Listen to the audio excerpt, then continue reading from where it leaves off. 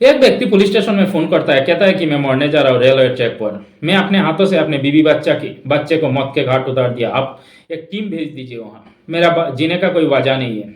अब फिर पुलिस ने जीआरपीएफ की मदद से उस व्यक्ति को बचा लेता है और फिर उसे लाकर जो पूछताछ करता है, जो कहानी सामने आता है वो सुनकर आप हैरान रह जाएंगे।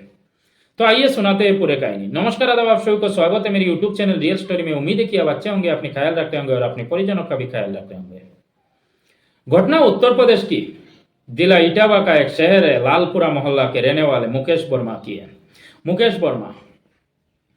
वर्मा पहले शादी 2003 में करता है और फिर नीतू नाम का एक लड़की से शादी करता है जो झांसी की रहने वाली थी।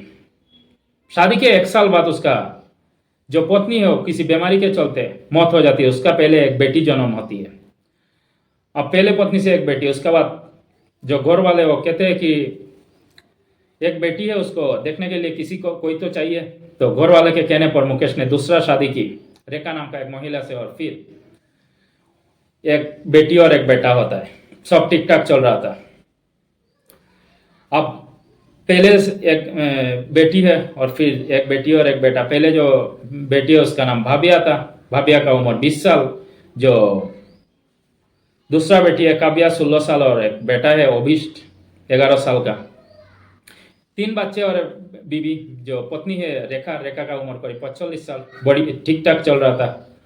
लेकिन अचानक इस 10 नवंबर 2024 की बात है, वो पुलिस स्टेशन में फोन करता है और कहता है कि मैं अपने पत्नी को, अपने 2 बच्चे को, यानी 3 बच्चे को अपने हाथों से कातिल की और फिर मैं रेलवे ट्रैक पर मरने जा रहा हूँ।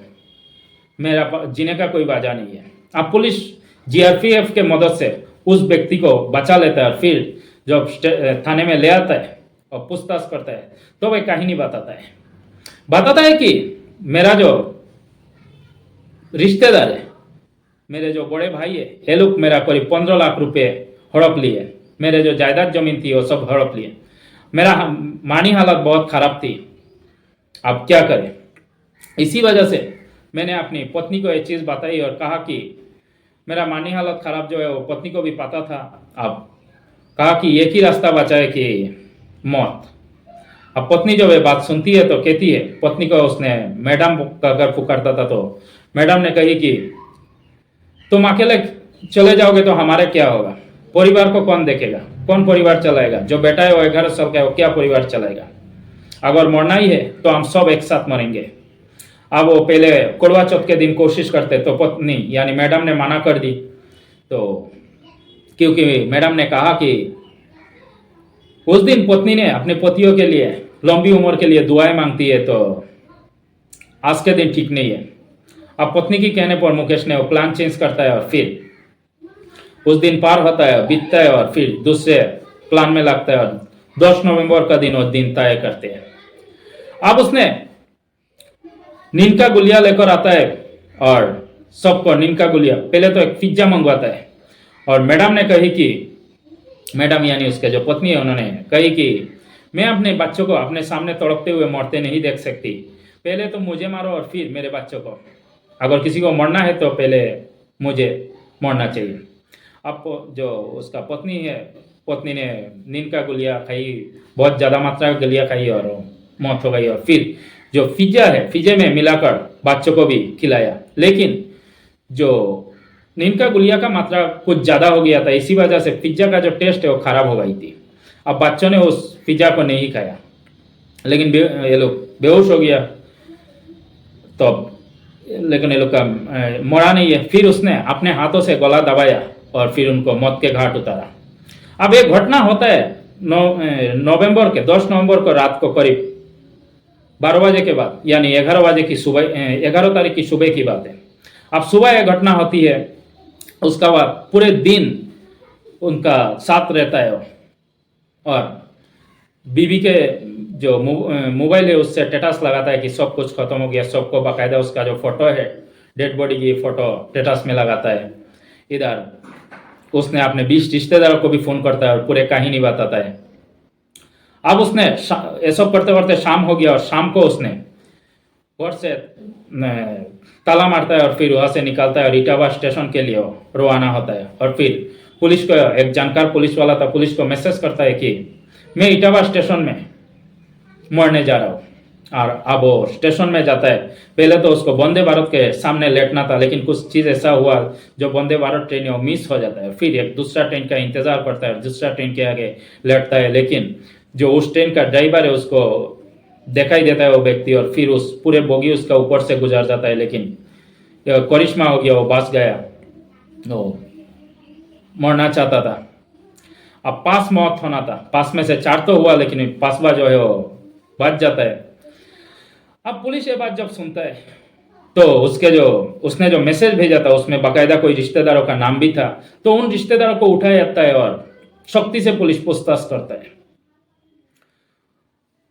उसके बाद उसके लिए लोगों का हमदर्द भी थी। अब उसको कोर्ट में पेश किया जाता है। दरअसल ये जो होता है, पुलिस को मन में भी कुछ अटपटा सा लगता है कि ऐसे कैसे हो सकता है। वो जिंदा बच जाता है। जो पहले ट्रेन मिस होता है, फिर दूसरा का ट्रेन के सामने लेटता है, फिर भी जिंदा बच जाता है। और फिर क्योंकि जिंदा तो बचना था, मगर उसने अगर मरने की कोशिश की तो फिर कैसे। अब वो जो पुलिस अपनी तरफ से हर एंगल से जांच कर रहा था, तब एक महिला के बारे में पुलिस को पता चलता है। अब महिला जो है वो कानपुर का रहने वाली है, इसका नाम स्वाति होता है। अब पता चलता है कि जो महिला है वो 10 नवंबर को इटावा में आती है। बाकायदा उसका जो ट्रेन के टिकट बुक होता है वो मुकेश ने करवाया था, महिला और उसका एक बेटी। अब पुलिस और खंगालता है, खंगालने के बाद पता चलता है कि महिला जो है वो कानपुर में एक ज्वेलरी दुकान चलाती है। अब पुलिस जो है उसका पूरे डिटेल्स निकालता है, बाकी रिश्तेदारों से पूछताछ जारी है। अब रिश्तेदारों ने भी बताता है कि नहीं साहब, ऐसा कुछ नहीं है कि जो आरोप लगाया उसने, ऐसा कुछ नहीं है। उसका एक महिला के साथ एफआईआर था, वो घर वालों को पता चला और घर वाले ने जब विरोध किया तब ये चीज हुआ। अब महिला को भी इस चीज का, जो स्वाति है उसका बारे में भी उसको पता चल गया। उसने एक कातिल की, 4 कातिल की। अब महिला 12 तारीख को उसको कोर्ट में पेश करना था। महिला वहां से कैब बुक करती है और सीधा इटावा कोर्ट में आती है, क्योंकि इटावा शहर ज्यादा बड़ा था नहीं, इसमें ऐसा कातिल बहुत कम ही होता है, छोटा मोटा शहर है, तो लोगों का बहुत भीड़ है, हमदर्दी भी है, क्योंकि एक मानी हालत खराब, इसीलिए एक व्यक्ति ने अपने ही परिवार को अपने हाथों से खत्म कर दिया। अब उस भीड़ में महिला भी शामिल हो जाती है, और जो मुकेश है, इफ्तेफाक से मुकेश भी उस महिला को देख लेता है, महिला भी देखती है, लेकिन मुकेश जो है वो देखकर डर जाता है। वो सोचता है कि अगर महिला के साथ उसने कुछ बातचीत की तो पुलिस वालों को शौक होगा, और जब उसका पूरे डिटेल्स निकाला जाएगा तो मुकेश का जो चालाकी और निकल जाए, बाहर आ जाएगा।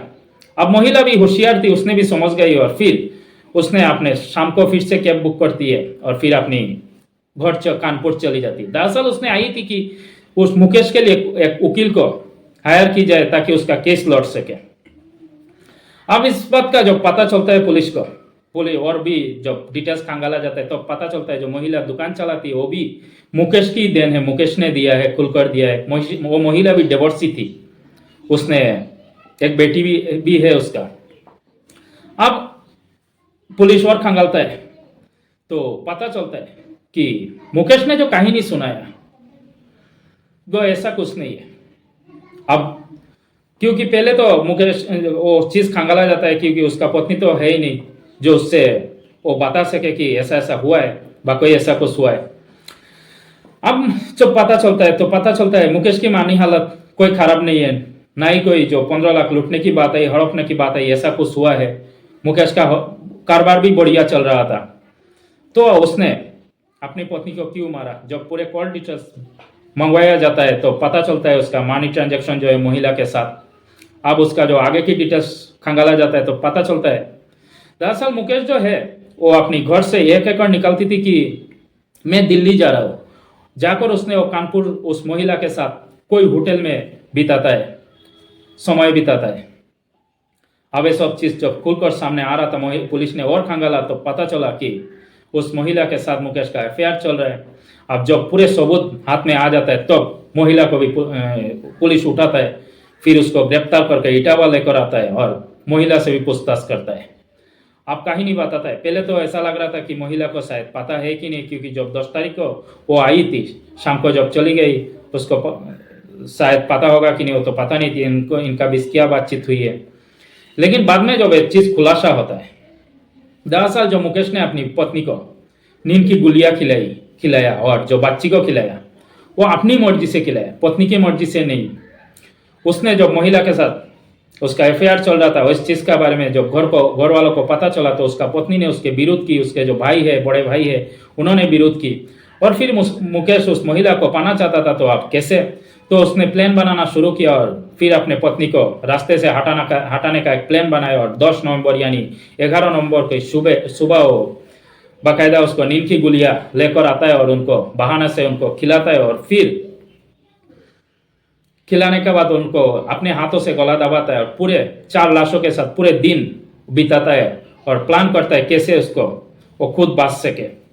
अब उसने वो नींद की गुलिया पूरे दिन बिताने के बाद वो अपने 20 रिश्तेदारों को फ़ोन करता है और ये कहानी सुनाता है, उधर की कहानी सुनाता है, बाकायदा उसका स्टेटस लगाता है।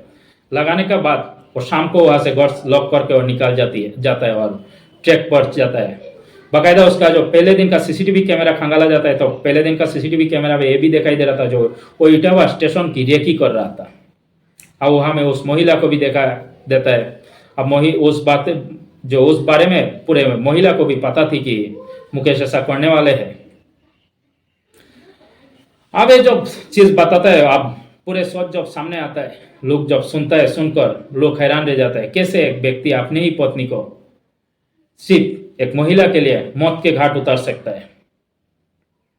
अब ये भी पुलिस छानबीन कर रहा है। जो पहले पत्नी कहा जाता है, उनका जो नीतू है, उसका कैंसर हुआ था, उसका बहुत ज़्यादा दर्द होता था, इसी वजह से उसने खुद वो नींद की गुलिया लाकर दिया था और फिर उसने खुद गुलिया खाकर आत्महत्या कर ली थी, उसका मौत हो गई थी, जो उसको बर्दाश्त नहीं हो रहा था। तो अब इसका भी इन्वेस्टिगेशन होगा। अब क्या पता, उसको भी शायद उसने ऐसे ही रास्ते से हटाया होगा। अब मुकेश को जेल भेज दिया गया। पूरे केस जो है सामने आ गए पूरे। उसने प्लान के मुताबिक अपने बीवी बच्चों को रास्ते से हटाया। तो जो उसने सोचा था उनको रास्ते से हटाने के बाद उस महिला के साथ महिला से शादी रचाएगा, फिर एक साथ रहेंगे। लेकिन ऐसा कुछ नहीं हुआ। आदमी जितने भी बड़े क्राइम कर ले, जितने भी प्लानिंग कर ले, एक दिन ना एक दिन वो तो बाहर आना ही है। और इस केस में भी ऐसा ही कुछ हुआ है। तो यही था कहानी। अगर अच्छा लगा तो लाइक एंड सब्सक्राइब कर देना, कमेंट करके जरूर बताना कैसे लगा मेरा ये कहानी और आप इस कहानी के बारे में आपका मन में क्या विचार है।